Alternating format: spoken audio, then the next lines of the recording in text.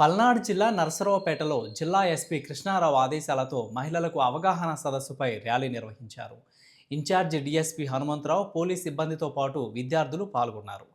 రాష్ట్రంలో జరుగుతున్న మహిళలపై అఘాయిత్యాలకు వ్యతిరేకంగా 8 రోజుల పాటు అవగాహన సదస్సు కార్యక్రమం ఏర్పాటు చేసినట్లు నిర్వాహకులు తెలిపారు. ఎస్ఎస్ఎన్ కళాశాల వద్ద నుండి పల్నాడు బస్టాండ్ వరకు సదస్సు ర్యాలీ నిర్వహించారు.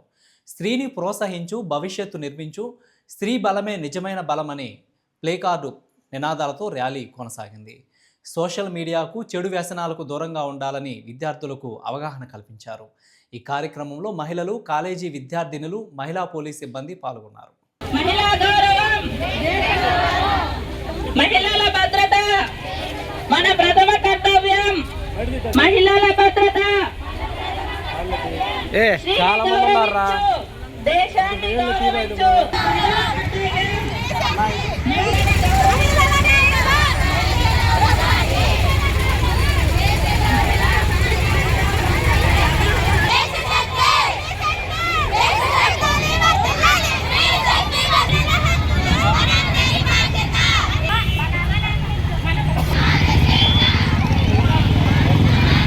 డీజీపీ గారి ఆదేశానుసారం మా పల్నాడు జిల్లా ఎస్పీ గారు ఇచ్చిన ఉత్తర్వుల మేరకు ఈ నర్సాపేటలో ఉన్నటువంటి ఎస్ఎస్ఎన్ కాలేజీలో సుమారు ఒక 300 మంది స్టూడెంట్స్ మరియు డ్వాక్రా మహిళలు, ఇతర మహిళలు, పట్టణంలో ఉన్నటువంటి ఇతర మహిళలు అందరితో ఇక్కడ ఒక సమావేశం ఏర్పాటు చేయడం జరిగింది. ఇందులో భాగంగా ముందుగా ఒక చిన్న ర్యాలీ చేస్తున్నాము. ఇవంతా ఎందుకు చేయాల్సి వస్తుందంటే మన రేపు 8th నాడు ఇంటర్నేషనల్ ఉమెన్స్ డే ఉంది. అంతర్జాతీయ మహిళా దినోత్సవం సందర్భంగా ప్రతి మహిళ కూడా తను రక్షించుకునే విధంగా మహిళలు ఈరోజు చూస్తే చాలా అగత్యాలు జరుగుతున్నాయి. చిన్నపిల్లల మీద అగత్యాలు జరుగుతున్నాయి. 5 సంవత్సరాల చిన్న మైనర్ బాలికను కూడా చాలా నీచంగా చేస్తున్నారు మూర్ఖంగా.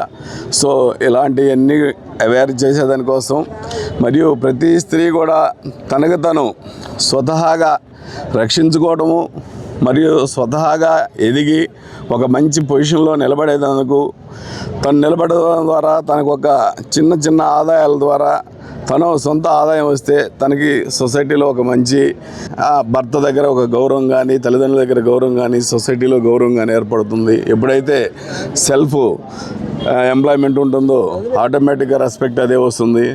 సో ఇవన్నీ కూడా వీళ్ళకి అవేర్నెస్ చేయడం కోసం మా దగ్గర ఆల్రెడీ శక్తి యాప్ తోటి మేము ఆల్రెడీ స్త్రీలందరికీ కూడా ఇవ్వడం జరిగింది. శక్తి యాప్ ఉపయోగించుకోవటం కానీ